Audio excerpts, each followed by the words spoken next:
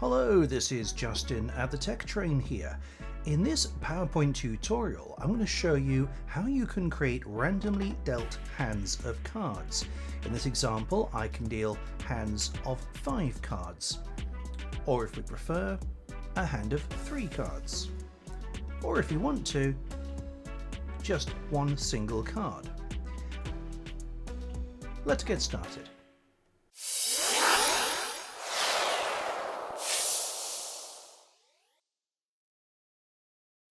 Although in this tutorial I'm going to be showing you how to randomly deal hands of cards or show a random card, you don't have to just do this with playing cards. You could do this with any selection of images. And I'm going to show you exactly how to do that and how to adapt this to use your own images.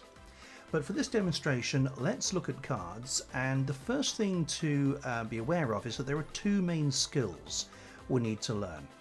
One is how to generate random things in PowerPoint, and the second is how to pull images from a folder and display them live in PowerPoint. So you'll see that I have a folder here with 52 playing cards, and importantly I've named them all the same, card, so they're all named card, but in brackets afterwards there is a number. So the first card here is named card brackets 1, and the last one is card bracket 52.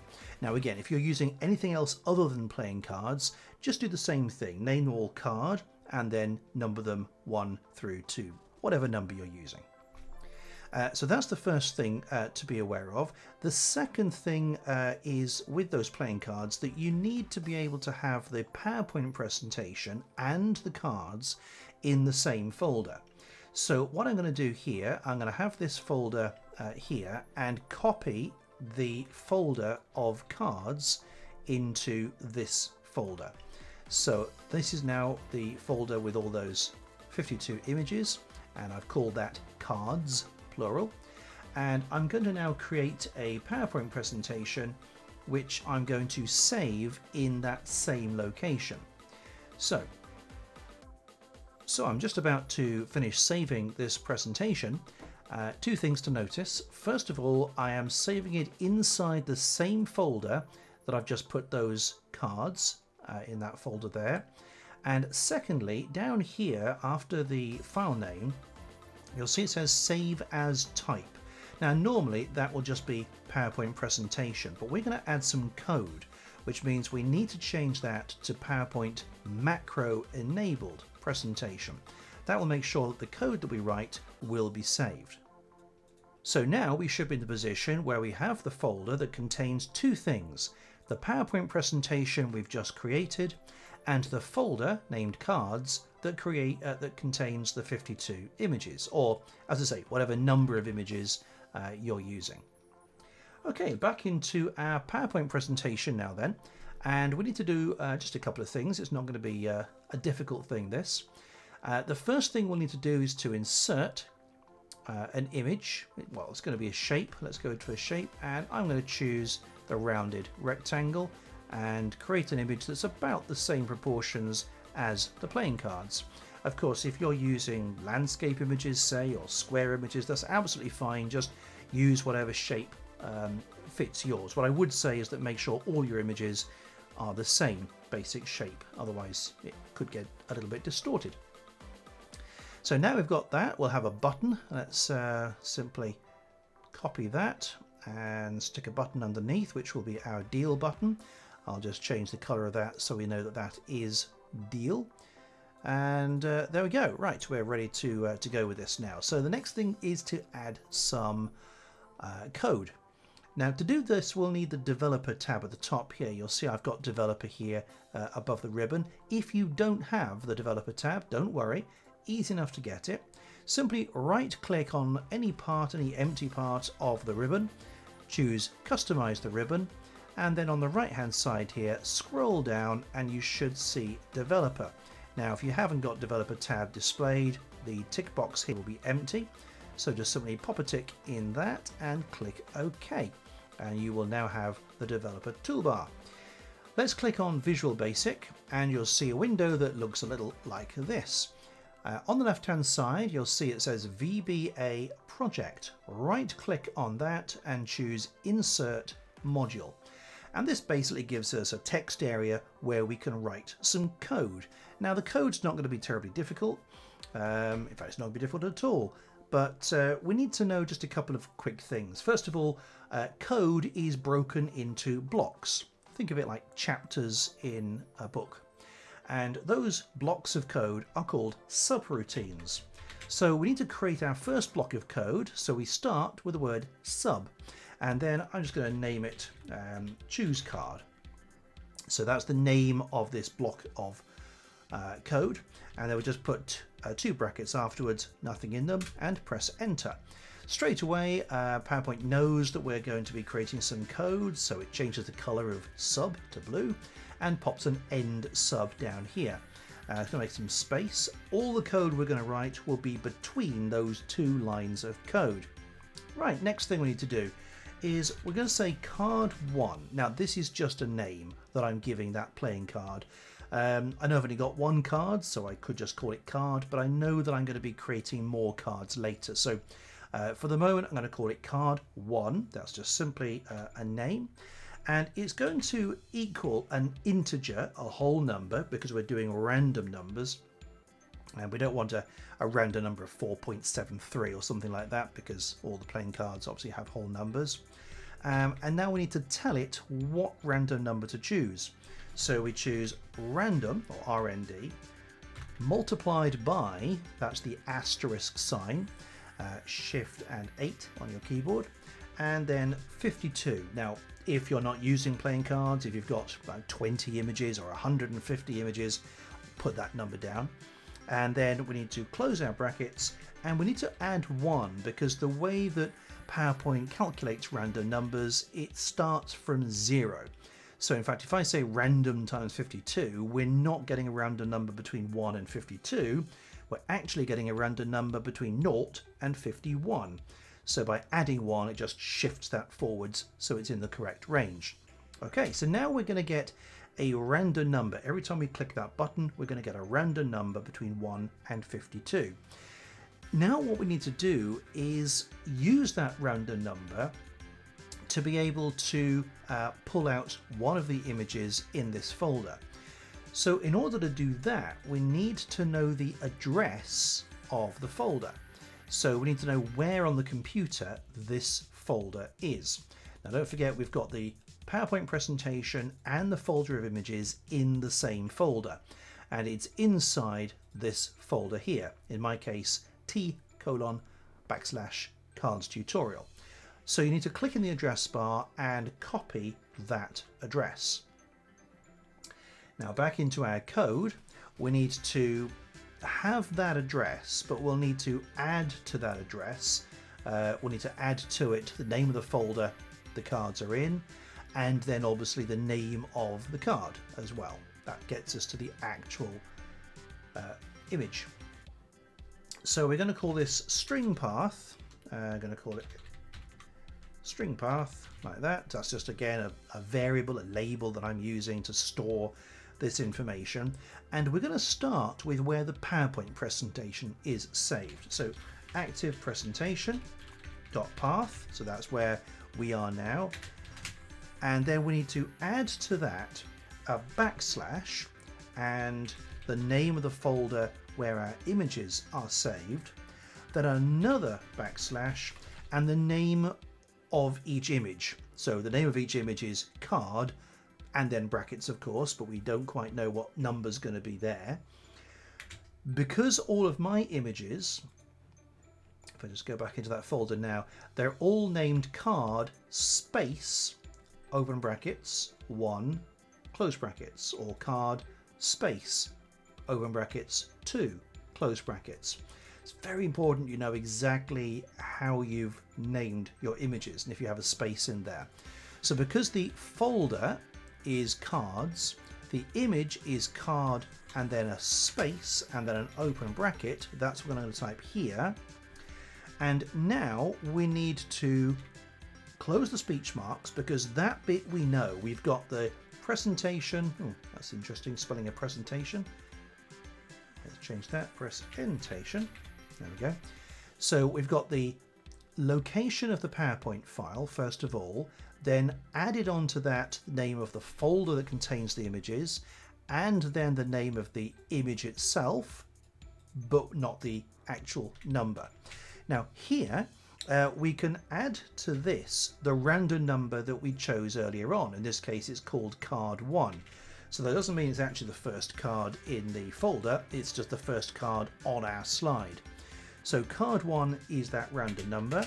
Then we're going to add to that, and onto that, the closing brackets, which we put inside the speech mark. And in fact, the name of the folder, the name of the image is not card 1. It's actually card 1 dot something. If I click on view here and show and file name extensions, you'll see that actually all of these are what we call JPEG images. Now you could be using PNGs or bitmaps, doesn't matter, as long as they're all the same. But you'll see that the actual file name is card space brackets number brackets dot JPG.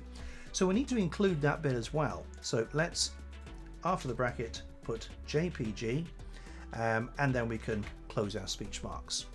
So what that will do now is it will find the location of the PowerPoint file, then it will add onto that the folder name, add onto that the card name, add onto that the random number we chose up here, and add onto that the closing brackets and .jpg.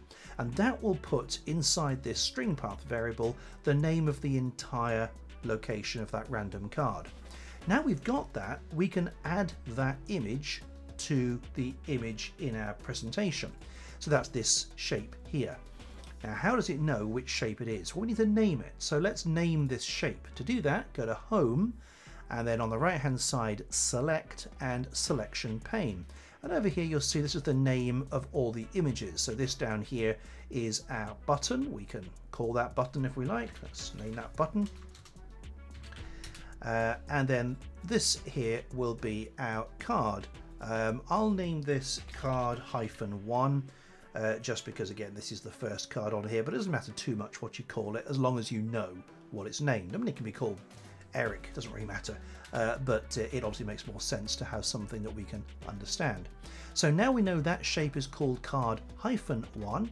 Let's go back into our code, and we'll say that in the active presentation, I really can't spell today, active presentation, dot slides, and which slide is it? Well, in my case it's slide 1. Again, if you're doing this on a different slide, that's fine, just put the number of the slide that this will appear on. And then dot shapes, and then in brackets we need to write what the name of that shape was, which in my case was card -1.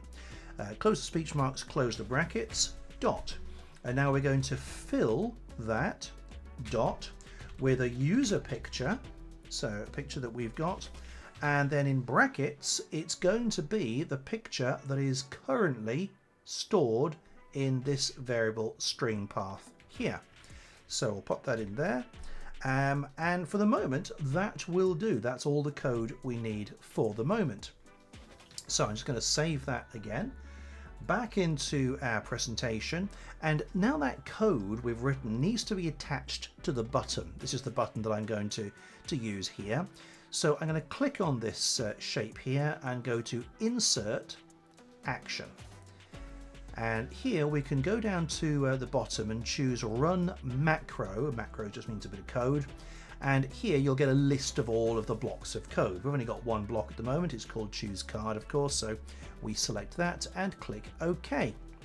Now, if I press F5 to run the presentation and I move my mouse over this button, you'll see that because we've added an action, we get the little pointy hand. And if I click it, we get a playing card. Click it again, we get another playing card. And now I've got these random playing cards appearing on my slide.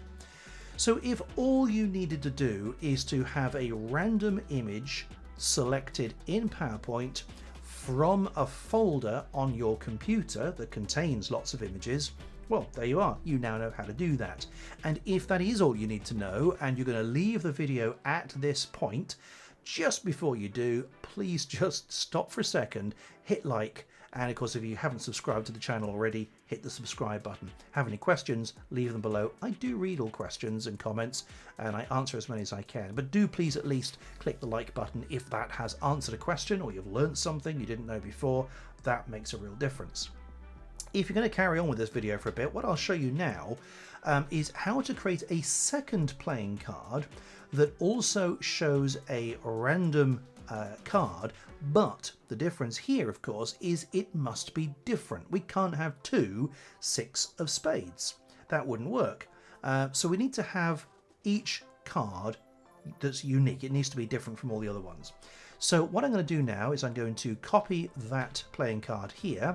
We'll need just to rename the second playing card. So we've got the one on the left called card 1, the one on the right we'll call card 2. And now we need to go back into our code, and here we're going to add a little bit more.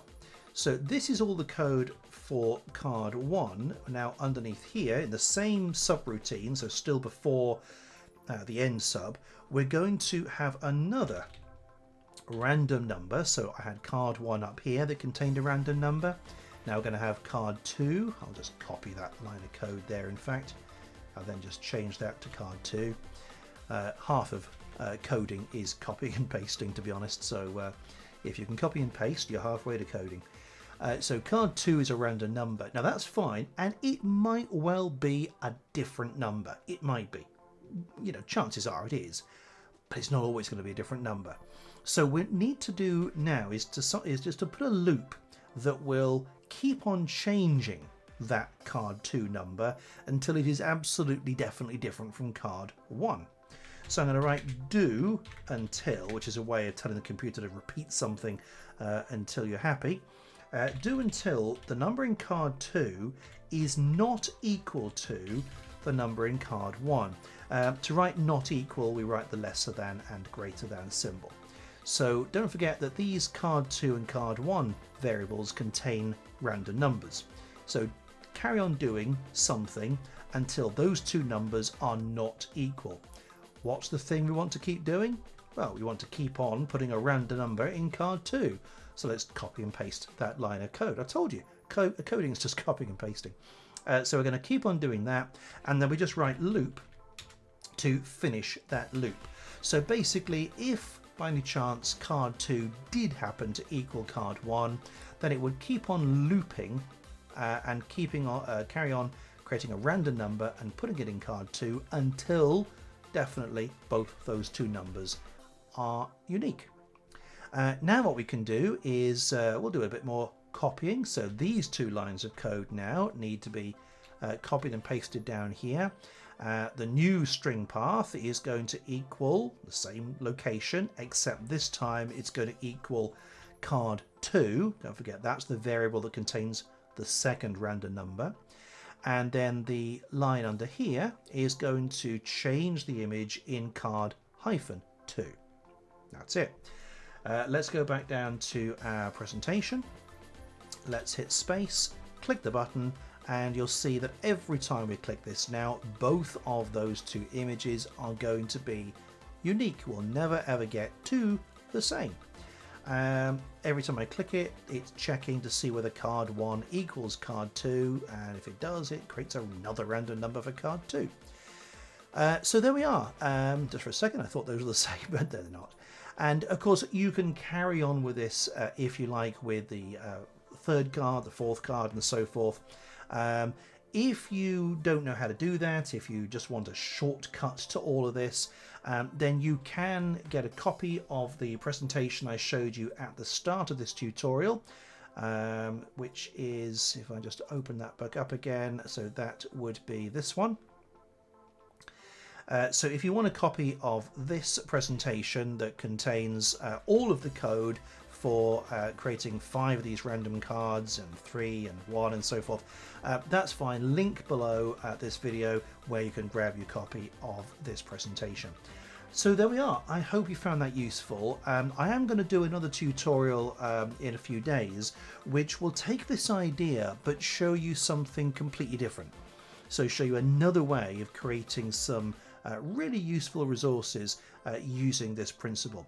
If you found this useful, again, please do click the like button. It makes more of a difference than you might realize to small channels like this. So please do click the like button. Any comments, any questions, any suggestions or thoughts at all, leave a comment below and we'll see if we can help you. And if you haven't subscribed to the channel already, do please click that subscribe button. It would be awesome to see you in a future video. Until then, thank you very much indeed. Bye for now.